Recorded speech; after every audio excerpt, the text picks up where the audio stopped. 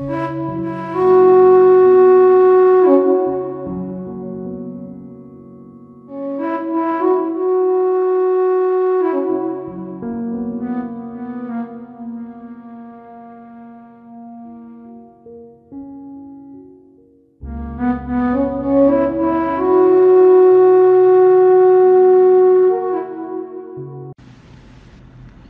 जय श्री राधे सभी को। पूज्य डोंगरी जी महाराज श्रीमद् भागवतम में कहते हैं कि ध्रुव ने बहुत समय तक राज्य संभाला और फिर वृद्ध अवस्था में गंगा जी के तट पर विशाल क्षेत्र में आए।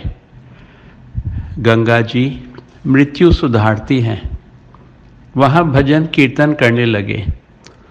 गंगा जी की लहरों की आवाज़ से ध्रुव जी के ध्यान में विक्षेप होने लगा, तो वे वहाँ से उठ जाना चाहते थे।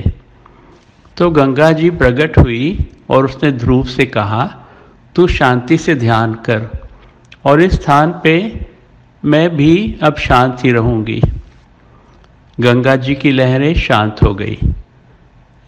ऋषिकेश के समीप ध्रुव आश्रम के पास गंगा जी आज तक शांत है, केवल इसी स्थान पर शांत है और किसी स्थान पर नहीं। एक दिन भगवान की आज्ञा से ध्रुव कुमार को अपने साथ ले जाने के लिए विमान लेकर पार्षद आए।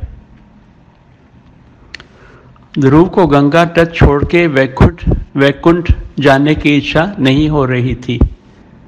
वो सोचने लगे कि गंगा तट पर रहकर सत्संग, भजन, ध्यान आदि में जो आनंद मुझे मिला है वह वैकुंठ में कैसे प्राप्त होगा। गंगा जी को साष्टांग प्रणाम करके वे अंतिम स्नान करने लगे और गंगा जी का वंदन करते उनका मन भर आया। गंगा माँ उस समय फिर प्रकट हुई और ध्रुव से कहा कि यहाँ पृथ्वी पे तो मैं भौतिक स्वरूप हूँ, वैकुंठ में मैं आद भौतिक स्वरूप से रहती हूँ। उस समय ध्रुव जी के समीप मृत्युदेव ने सिर नवाया तो ध्रुव ने उनके मस्तक पर एक पैर रखकर दूसरा पैर विमान में रखा। विमान में बैठकर भगवत धाम को चले। नारद जी कुछ अप्रसन्न हैं। वे सोचते हैं कि मृत्युदेव के सिर पर पांव रखकर विमान में बैठकर मेरा शिष्य वैकुंठ में पहुंच गया, वो मुझसे भी आगे निकल गया। मुझे तो अब भी इस संसार में भटकना पड़ रहा है। डोंगरे जी कहते हैं कि यहाँ एक बात सिद्ध होती है कि एकांत में बैठकर ध्यान करने की आवश्यकता है। भगवान के भक्त मृत्यु से नहीं डरते। मनुष्य निर्भय नहीं बन पाता है क्योंकि वह ईश्वर का नहीं बन पाता है। मनुष्य तो संसार का ही बना रहता है। जो ईश्वर की शरण में गया वह निश्चिंत बनता है, निर्भय बनता है। उसे काल भी भय नहीं कर सकता।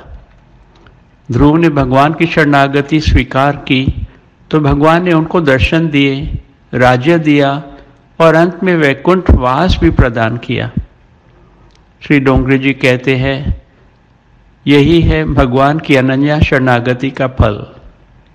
ध्रुव चरित्र से यह शिक्षा मिलती है कि सर्वश्रेष्ठ तो यही है कि भक्ति बचपन से ही की जाए।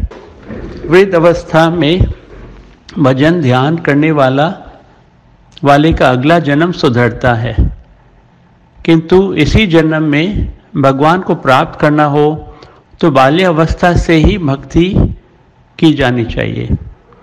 बाल्य अवस्था के अच्छे संस्कार नष्ट नहीं होते। श्री डोंगरे जी कहते हैं कि माँ सुनीति के भांति तुम भी अपने बालकों में बचपन से ही धार्मिक संस्कारों का सिंचन करो। जय जय श्री राधे, जय श्री राधे।